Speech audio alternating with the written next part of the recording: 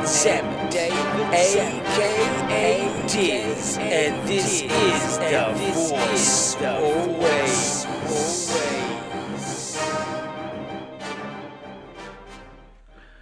Welcome to Star Wars news, views, reviews, interviews. Subscribe to this channel for more to come. But if you don't subscribe, think of subscribing because it's free and I'll be coming at you weekly with the news, views, reviews, interviews on the Force Awakens because of Star Wars. So let's get on with the Star Wars news for this time around. Force Friday 2 is on this Friday. That's right, it's on this Friday. Worldwide Force Friday 2. It's not the second one, even though they're calling it Force Friday 2.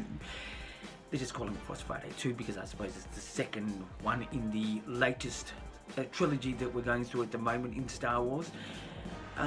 Worldwide, September 1, Force Friday. In parts of the world it will be a midnight launch, and in parts of the world it will be a 7 a.m. opening. But more information about that later on in the show. Yahoo, this is to more Star Wars news. Yahoo has released an exclusive image of Rey on an edge of Ahch-To, where we saw Luke Skywalker last in The Force Awakens. And the exclusive image looks very good with an unusual abstract formation rock next to her. So check that one out.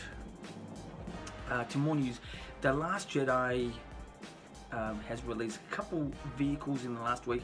One called the Dreadnought and one called the AT-M6, or in some people's minds, the AT-M6.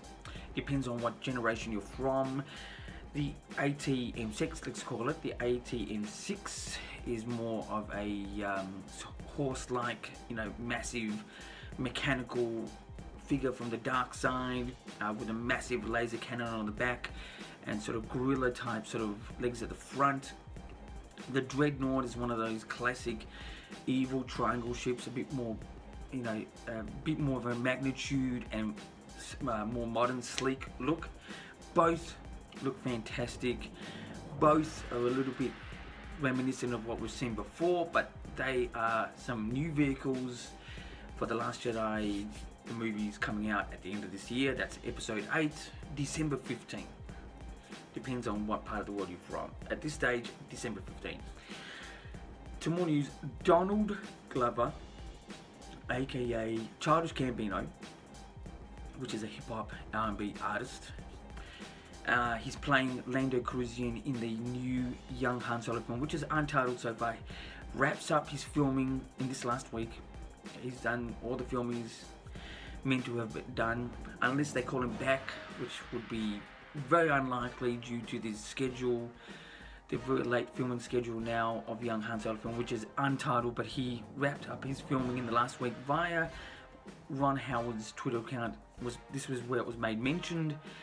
And speaking of which, Ron Howard still keeps putting out great images, visuals of any sort, information about Star Wars in general, but obviously him being the director of the young Han Solo film, good on him, keep rocking. So that's some news there. To more news, Rebels Animation Season 3 is now out in your local Blu-ray DVD retailer. Check that out. We'll come up with some great behind the scene and sort of features, featurettes, whatever it is. Check that one out. It's out now. Rebels Season 3.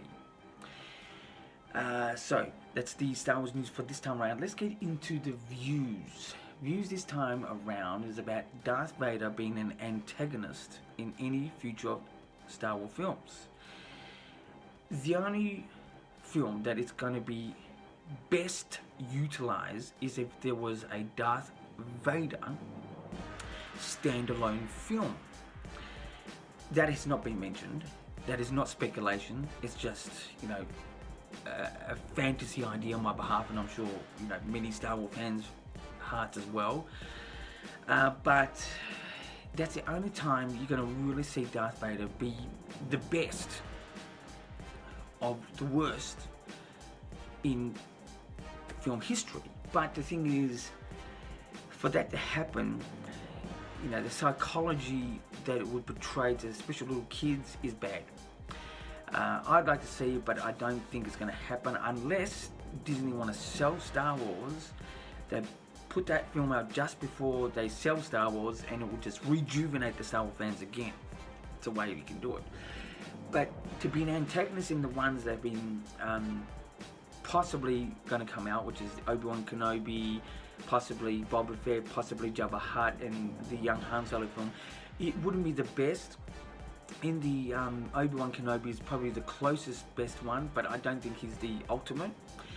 I think the ultimate villain in the Obi-Wan Kenobi film, which is speculation at this stage, pretty close to cement, but it's not signed, sealed, or delivered yet. I think the best villain for that film would be Darth Maul, or Maul as we know him now. But Disney has sort of shot themselves in the foot by, you know, having Maul die, that's a spoiler, die a second time around in the Rebels animation. Actually, in the season 3, if you buy it on Blu-ray and DVD, you'll see that happens. Great little episode. That would have been the best, but out of an original villain versus a villain that we sort of know maybe in the sequel trilogy, I'd prefer to sort of know that it would be a villain from the sequel trilogy, because then we'd get a bit more backstory said in the Obi-Wan Kenobi film. If that goes ahead, that would be great. Then I think the original villain would be great, but be a bit hard to sell to non-Star Wars fans. So somebody that we've seen that we need to know more about, not to say it's Snoke, no, but someone like Snoke, somebody in the sequel trilogy we're going through now, in the Obi-Wan Kenobi film, would be great. Somehow you can tie. Anyway, so that's my view. I think Darth Vader standalone film would be massive, would be the greatest, but it has to be the most evil film ever. Unfortunately, it's just Darth Vader. But I don't think he would be the best antagonist in any of these standalone films, as it's a little bit tired. He needs to be present, but not up front. Anyway, so to reviews this time around, this is going to be about Force Friday 2 worldwide. The best place in the world for Force Friday 2, in my opinion, would be, somewhere in Times Square. Like a toy store that we know of. And I'd get there about 4 p.m-ish. I'd start lining up at 4 p.m. For the midnight launch, as they will be having a midnight launch there. There'll be giveaways, activities, things like that. If you're here in Melbourne, Australia, I think Chadstone is going to be your best point. This is in Victoria. There's the state of Victoria. Melbourne, there's an area called Chadstone. The earliest time it's going to be opened for the public, anything of Force Friday 2 merchandise, 7 a.m. There's no midnight launch. There is a Facebook unboxing, which is ridiculous, but people are going to go out to the toy store at 7 a.m. watching a Facebook unboxing. He's just gonna, have them tired in the morning, not really enthused to do whatever. But so there will be a Facebook unboxing from a particular toy store, and a 7 a.m. start the next day, September 1, for people to buy the merchandise. And my suggestion is grab yourself a Luke Skywalker figure, classic figure. Grab yourself a Kylo Ren. Grab yourself a Chewbacca, because it comes with a little porg. Grab yourself a General Hux, because it comes with a little little droid. It's a little mouse droid in slang. That's definitely. And I'd also grab, I think the hot item is going to be the TIE silencer, Kylo Ren's ship that's going to appear in The Last Jedi. That's going to be a big one. And any plush porgs will be a hot item as well. So check that out on Force Friday 2. It's not the second Force Friday, it's just the second Force Friday in the second released sequel trilogy films, which is The Last Jedi, Episode 8, coming out at the end of this year, December 15 at this stage. So I don't know if that's a worldwide date, but pretty close to anyway. Force Friday 2 needs to also provide a great, at the front store presentation, posters, anything that is die-cast or anything that's made from metal. I'm wishing to God that this will happen, but may not, because plastic seems to be the more economical way of doing things. So if you're in Australia, 7 a.m. If you're in America, midnight. September 1, Force Friday 2. Expectation will be high. So let's hope that it looks good. So that's my review, which is more of a preview this time around. So I'll be giving you a review of the looks of stores and what merchandise does get released in a couple days time, so watch out for that. To my interview section this time around, it's a 2Q question. Well, I asked myself the question, answer for you guys, or even answer for myself, but there's two questions. It's going to be, the two questions are we needing The Last Jedi trailer before Force Friday 2? And the second question is, are we needing The Last Jedi trailer after Force Friday 2? Which is, Force Friday 2 is on this Friday.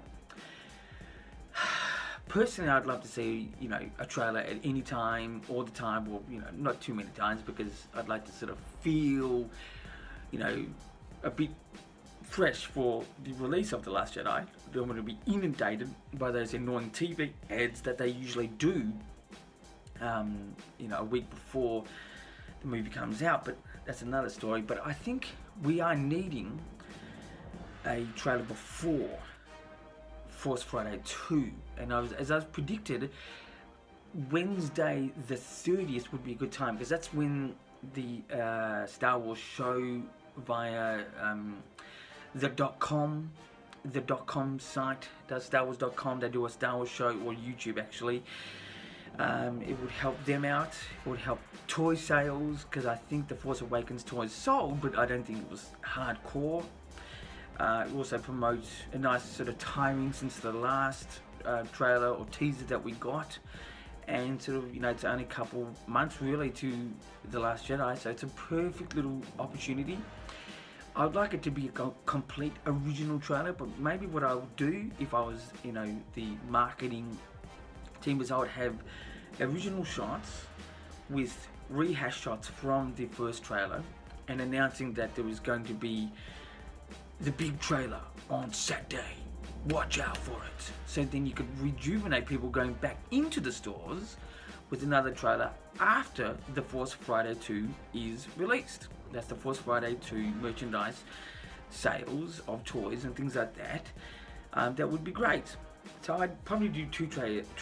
One that's rehashed with some original shots, and then a proper trailer, which is a couple days later, with completely original shots, to really reinforce the toy sales, and also to reinforce the, it's up and coming, it's coming soon. So that's what I would do. And I'm looking greatly forward to Force Friday 2. I'm looking greatly forward to the next teaser or trailer that we get for The Last Jedi.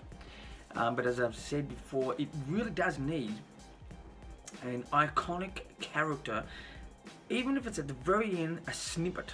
If they showed Yoda at the end of The Last Jedi trailer or teaser, the next one we get, it will set it off in a really good motion up and coming for the release of The Last Jedi. Anyway, so I prefer the trailer to be before, but a before and after would be great. If it was one or the other, before Force Friday 2. That's in my opinion. Anyways, for this time around, this is The Force Always. My name is David Zammit. This is a weekly program. Subscribe, like what you see. If you like what you see, just press like, press notifications so I can, when I've dropped an episode. But this weekend I'll be doing a review of the preview of Force Friday 2. So watch out for that. And until next time, keep rocking.